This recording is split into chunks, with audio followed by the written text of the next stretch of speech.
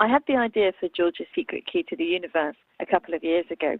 I have a 9-year-old son, and it occurred to me that it would be really nice if my dad and I could work together to write a book for my son William, which would explain to him some of the work my dad's done.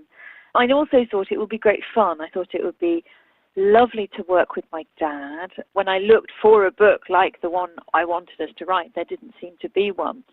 I also felt that space is such a great adventure, outer space and the cosmos, and I thought we could do something that would be really fun, that would be really accessible, that would be a lot of fun for us to write and hopefully a lot of fun for kids to read. Writing George's Secret Key to the Universe was a very different experience for me from the other professional writing I've done. I've been a journalist for about 14 years, and I've also written 2 fictional novels for adults.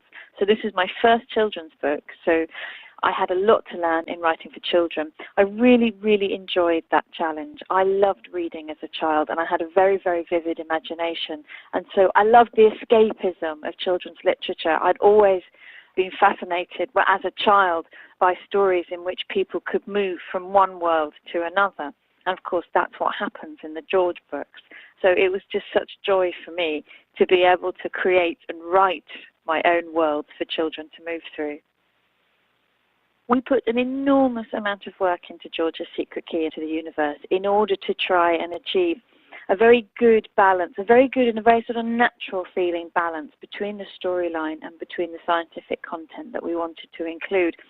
And one of the reasons we found ourselves putting so much work into this book is that we were really keen that they flowed into each other, that you never felt at any point like, oh, here comes the science, and that you hopefully don't feel like you're deliberately being educated at any point in the book. And so what we tried to do was work in such a manner that the science and the storyline flow together, and so that they actually both depend on each other to move forward. The 3 of us, that's my father, me, and Christophe Galfard, who is a former PhD student of my dad's. He came to the project at the end of writing his thesis.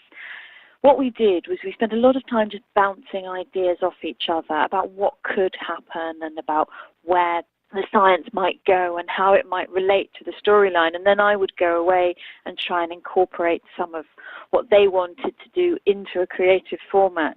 There's a lot of detail to get right with this book, and Christophe helped enormously as a consultant on the scientific detail and also on selecting the imagery. I mean, one way to explain his role is to say that the overall grand vision scientifically of the book is based on my father's 40-year career as a theoretical physicist. So my father directed, and he advised, and he corrected, and he wrote a lot for the book. And Christophe worked on some of the ways to express some of these big concepts in a creative format. For me, it was very, very illuminating working with my dad. It may sound a bit simplistic to say, but he's just so good. He's so clear. He's got this amazing ability to hold a huge subject in his mind and then pick out the relevant detail. You know, he could go through the whole thing. He could think through the whole book and then come up with something. And once he'd said it, you'd say, yes, of course. You know, obviously that's the solution. Obviously that's the flaw here. So he was amazing. He was very clear. He was very, very helpful. He spent a lot of time on it. For me, it was a lovely thing to do because it gave us a project to work on together that enabled us to spend a lot of time together. And we had a lot of fun with it as well. I felt very privileged to be allowed to work with him. I felt that was a great honor, which may sound odd because he's my dad, but it still was. I still felt that.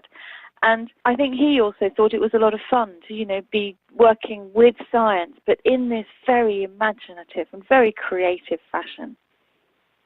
You can expect to hear more from George in the future. He has really only just got going. He's still got quite a lot of science to learn, and his journey is going to take him to more extraordinary and incredible places. So, yes, we've got a future mapped out for George, and he's got a lot of very, very exciting adventures.